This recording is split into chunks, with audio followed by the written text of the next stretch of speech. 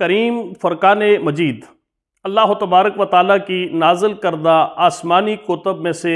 آخری کتاب ہے۔ یہ کتاب اللہ نے اپنے آخری محبوب نبی سید الانبیاء خاتم الانبیاء آقا کریم حضرت احمد مجتبیٰ صلی اللہ علیہ وسلم پر نازل فرمائی۔ اللہ کا ہم پہ یہ بڑا احسان ہوا کہ رب کائنات نے اپنے آخری اور محبوب نبی کا امتی ہونے کا ہمیں شرف عطا فرمایا اور قرآن حکیم جیسی کتاب ہدایت کتاب مبین ہمیں عطا فرمائی۔ پوری دنیا کے اندر جو لوگ اسلام دشمن ہیں وہ اسلام کے ساتھ اپنی نفرت کا اظہار مختلف طریقوں کے ساتھ کرتے ہیں اور یہ روز ازل سے ہی ان کا وتیرہ رہا ہے۔ لیکن اس دور کے اندر جو غیر مسلم ہیں وہ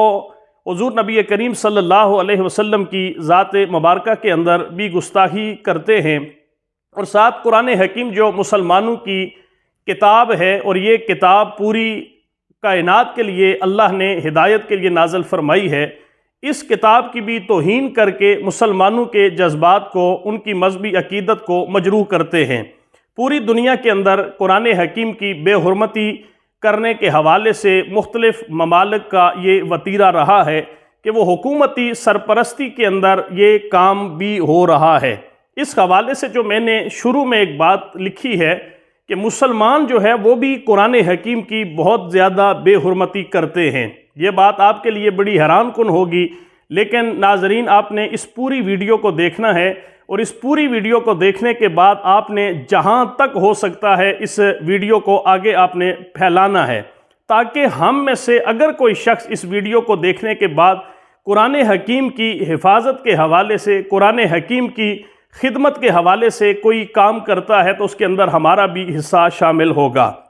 آپ اپنے گلی محلے کے اندر باہر نکل جائیں، گھر کے سامنے کوڑے کرکٹ کے ڈھیر کے اوپر اگر آپ نظر دوڑائیں، شہر کے اندر دکانوں کے اوپر اگر آپ وہاں اس چیز کا مشاہدہ کریں تو آپ کو اس بات کا شدت سے احساس ہوگا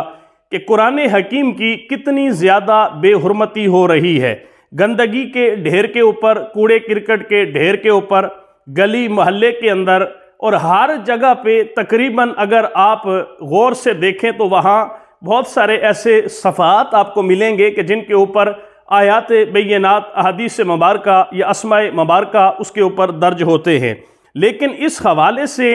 کوئی شخص بھی اس طرف اپنی توجہ نہیں دیتا۔ کیا اگر غیر مسلم ہی قرآن کی بے ادبی کرے جو اسے مانتا ہی نہیں تو اس کے حوالے سے ہم جلوس نکالتے ہیں، احتجاج کرتے ہیں اور ہر حوالے سے جو ہے وہ ان کے خلاف اپنی آواز کو بلند کرتے ہیں؟ کیا ہماری گلی محلے اور ہمارے اگر شہر کے اندر، ہماری بستی کے اندر اگر قرآن حکیم کی بے حرمتی ہو رہی ہے تو کیا ہم لوگ اس حوالے سے کوئی اقدام اٹھائیں یا نہیں اٹھانا چاہیے؟ اس حوالے سے آپ دیکھ سکتے ہیں کہ کتنے آپ کے جو ہے وہ شہر کے اندر، آپ کی بستی کے اندر جہاں مسلمان رہتے ہیں وہاں پر کس طریقہ کے ساتھ قرآن حکیم کی بے حرمتی ہو رہی ہوتی ہے۔ آپ مختلف جگہوں پہ دیکھیں، وہاں پہ جہاں گندگی کے ڈھیر پڑے ہوتے ہیں وہاں پہ لوگ آ کے جو ہے وہ ایسی چیزیں پھینک کے چلے جاتے ہیں کہ جن کے اندر اوراق مقدسہ بھی شامل ہوتے ہیں۔ اس حوالے سے ہم نے کیا کرنا ہے اور ہم کیا کر سکتے ہیں، یہ بات آپ کو میں آگے چل کے بتاؤں گا۔ الحمدللہ یہ ہمارا ایک پورا سیٹ اپ ہے، ایک پورا سسٹم ہے کہ جس کے تحت جو اللہ نے توفیق عطا فرمائی ہے ہم اس حوالے سے یہ کام کرتے ہیں۔ یہ جولائی 2021 کی بات ہے کہ ایک شخص نے میری طرف ایک ویڈیو بنا کے بھیجی اور اس ویڈیو کے اندر اس نے ایک کوڑے کرکٹ کے ڈھیر کے اوپر مختلف صفحات اٹھا کے اس کی جو ہے وہ ویڈیو بنائی جس کے اوپر آیات بینات احادیث مبارکہ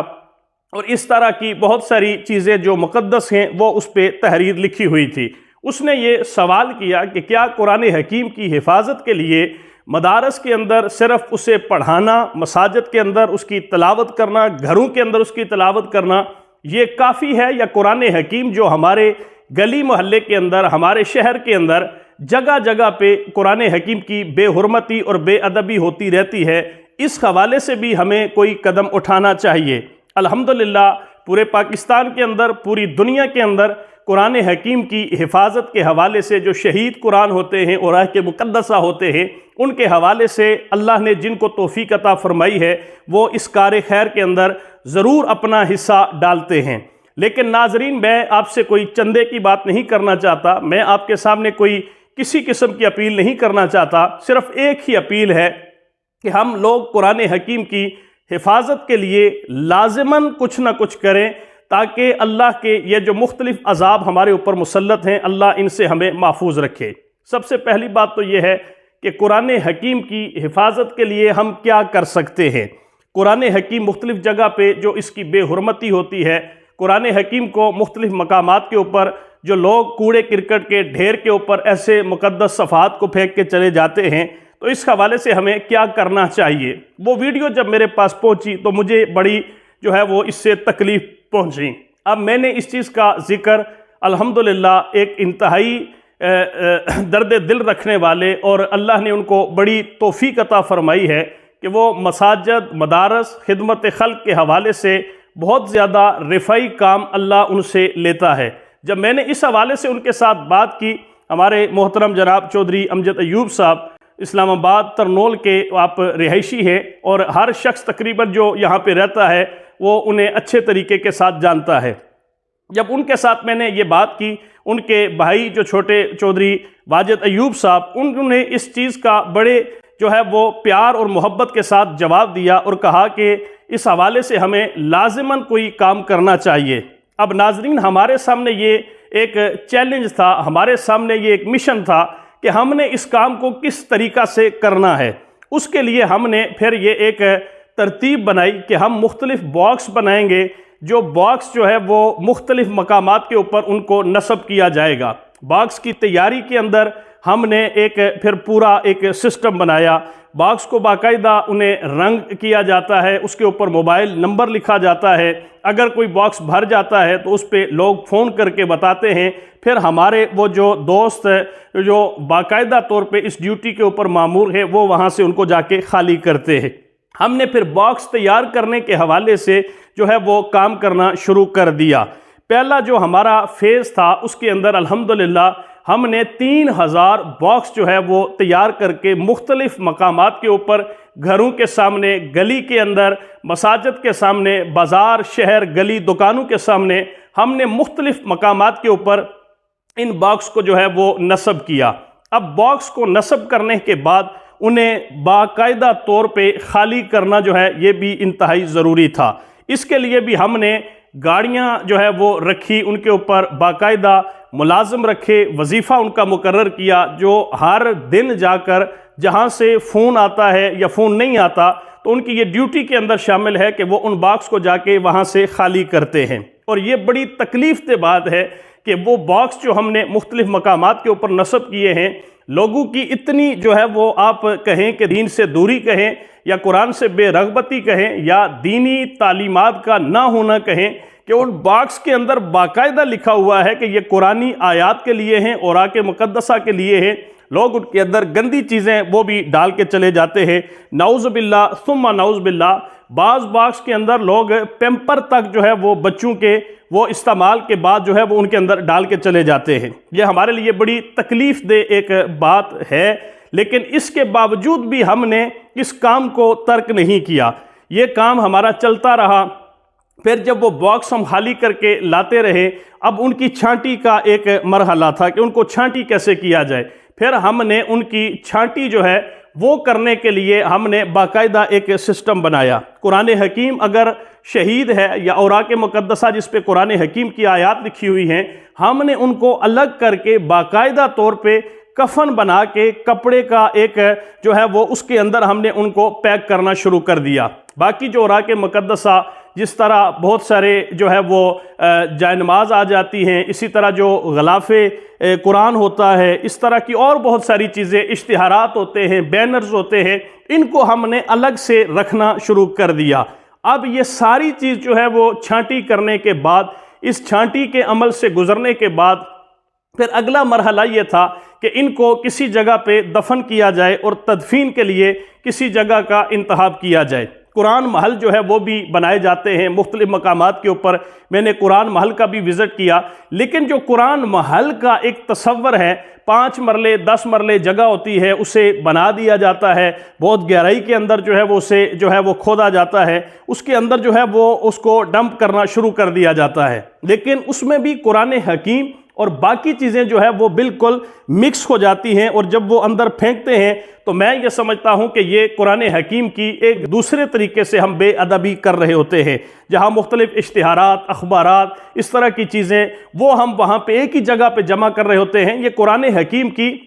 ہم مزید بے حرمتی کر رہے ہوتے ہیں. میں نے اس بات کے اوپر بڑی غور و فکر کے بعد کہ ہم نے اس حوالے سے کہ ہم قرآن محل کے علاوہ جو بہترین اس کا طریقہ ہے کہ قرآن حکیم کی تدفین کی جائے، پانی کے اندر بہانا یا قرآن حکیم کو ری سائیکل کرنا، یہ پروسیس بھی ہمارے ذہن میں تھا. لیکن بہترین طریقہ یہ تھا کہ ہم قرآن حکیم کو کسی جگہ کے اوپر لے جا کے اس کی باقاعدہ سے تدفین کریں. ہم قرآن حکیم کو یہاں سے گاڑیوں کے اوپر پیک کرنے کے بعد گاڑیوں کے اوپر لوڈ کر کے ہم نے یہاں سے قرآن حکیم کو اس جگہ جس جگہ کا ہم نے انتخاب کیا اسے منتقل کرنا شروع کر دیا. اب ہم الحمدللہ یہ جولائی 2021 سے لے کے اس وقت تک جو ہے وہ ہم تقریباً 25 کے قریب جو بڑے ٹرک گاڑیاں ہوتی ہیں وہ وہاں پہ جا کے ان کو ہم مختلف سیشن کے اندر جا کے تدفین ان کی کر چکے ہیں. یہ سارا کام الحمدللہ چودھری امجد ایوب صاحب، چودھری واجد ایوب صاحب، یہ سارا کام جتنے بھی اس کے اخراجات ہوتے ہیں باقاعدہ طور پہ ایک جو نظام ایک سیٹ اپ چل رہا ہے، یہ سارے کا سارا الحمدللہ وہ اپنی جیب سے اور یہ کار خیر سمجھ کے اپنی آخرت کی کامیابی اور آخرت کی نجات کے لیے وہ یہ سارا کام کرتے ہیں. ہم کسی سے پیسہ پائی بھی اس حوالے سے نہیں لیتے. اب وہاں پر یہ مسئلہ تھا کہ قرآن حکیم کو تدفین کے لیے کس جگہ کا انتخاب کیا جائے. تو الحمدللہ جگہ بھی چودھری صاحب نے بڑی جو ہے وہ محبت کے ساتھ انتہائی خوبصورت جگہ، کئی ایکڑ جگہ جو ہے وہ آپ نے قرآن حکیم کی تدفین کے لیے ہمارے اس نظام کے اندر جو ہے وہ آپ نے عطیہ فرمائی. اب اس زمین کے اندر باقاعدہ طور پہ قبر کھودی جاتی ہے، 20 فٹ لمبی، 10 فٹ جو ہے وہ چوڑائی اس کی ہوتی ہے، 10 فٹ گہرائی ہوتی ہے. اس قبر کو باقاعدہ طور پہ کھود کے وہاں پر خوشبو کے ساتھ اس کا چھڑکاؤ کیا جاتا ہے، معطر کیا جاتا ہے. پھر اس کے اندر جو قرآن حکیم ہوتے ہیں، جو پیک ہوتے ہیں، ان کو الگ قبر کے اندر اس کو دفن کیا جاتا ہے، اور جو باقی اوراق مقدسہ ہوتے ہیں وہ توڑوں کے اندر ہوتے ہیں، ان کو ہم ویسے ہی وہاں پر جو ہے وہ قبر کے اندر انڈیل دیتے ہیں. اب اس کے بعد پھر اس کے اوپر چھڑکاؤ خوشبو کا کیا جاتا ہے. اب اس کام کے میں ہم شوق کے ساتھ لوگوں کو باقاعدہ مساجد کے اندر وہ اس دن تعین جو ہوتا ہے اس دن باقاعدہ اعلان ہوتا ہے، ہم 150-200 جتنے لوگ ہمارے ساتھ جانا چاہتے ہیں ہم ان لوگوں کو لے کے وہاں پہ جاتے ہیں. میں صرف ایک بات قرآن حکیم کی کرامت اور قرآن حکیم کا اسے آپ محبت کا جو ہے وہ قبول کرنے کا ثبوت آپ کے سامنے پیش کروں. ہم جو پہلی دفعہ جب لے کے گئے تو شدید گرمی کا موسم تھا، وہاں پہ ہم تدفین کر رہے تھے، اور اس مقام کے اوپر جہاں ہم تدفین کر رہے تھے تقریباً میرے خیال میں 50-60 بندہ وہاں اس جگہ موجود تھا. باقی جو لوگ تھے وہ ساتھ ہم نے جو سیٹ اپ بنایا تھا اس جگہ پہ وہ چیئرز کے اوپر بیٹھے ہوئے تھے. تو جب ہم قرآن حکیم دفن کرنے کے بعد اس کے اوپر ہم نے چادر ڈالی،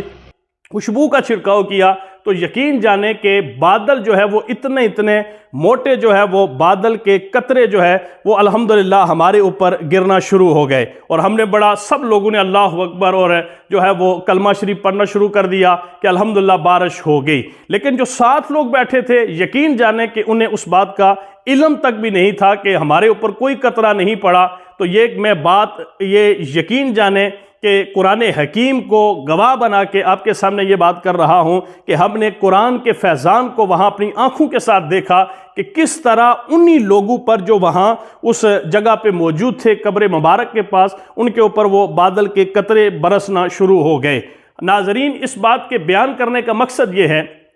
کہ ہم قرآن حکیم کو مختلف مقامات، مختلف شہروں کے اندر جگہیں بہت ساری ہوتی ہیں. اگر ہر جگہ پہ ہم قرآن حکیم کا الگ سے ایک قبرستان بنا کے وہاں ان کو دفن کرنے کا اہتمام کریں تو یقین جانے کہ ہم بہت ساری تعداد کے اندر یہ قرآن حکیم جو شہید اوراق مقدسہ اور یہ چیزیں ہوتی ہیں ہم انہیں جمع کر سکتے ہیں۔ لوگوں کے گھروں کے اندر پڑے ہوتے ہیں، مساجد کے اندر پڑے ہوتے ہیں، مدارس کے اندر پڑے ہوتے ہیں، اور لوگ اس پریشانی میں ہوتے ہیں کہ اب ان کا کیا کیا جائے۔ اس کا بہترین طریقہ یہی ہے کہ قرآن حکیم کو دفن کیا جائے، اور کوئی ایسی جگہ جو قیمت کے لحاظ سے کم قیمت ہو لیکن خوبصورت جگہ ہو، شہر اور آبادی سے باہر بے شک ہو، کسی جنگل کے اندر وہ جگہ ہو، اسے قرآن حکیم کے قبرستان کے لیے مختص کر کے وہاں پر اسے باقاعدہ طور پہ دفن کرنے کا اہتمام کیا جائے۔ اللہ سے دعا فرمائے کہ اللہ ہمیں اس مشن کے اندر کامیابی عطا فرمائے، اور یہ کام کرنے کی جو اللہ نے ہمیں ڈیوٹی عطا فرمائی ہے، احسن طریقے سے اس ڈیوٹی کے سر انجام دینے کے اندر اللہ ہماری خصوصی مدد فرمائے۔ قرآن حکیم رحمت ہے، قرآن حکیم ہدایت ہے، قرآن حکیم اللہ کی طرف سے ہمارے لیے ہر لحاظ سے شفا کا ذریعہ ہے۔ اللہ ہمیں اس قرآن کے فیضان نصیب فرمائے، اس کا ادب و احترام کرنے کی اللہ توفیق عطا فرمائے۔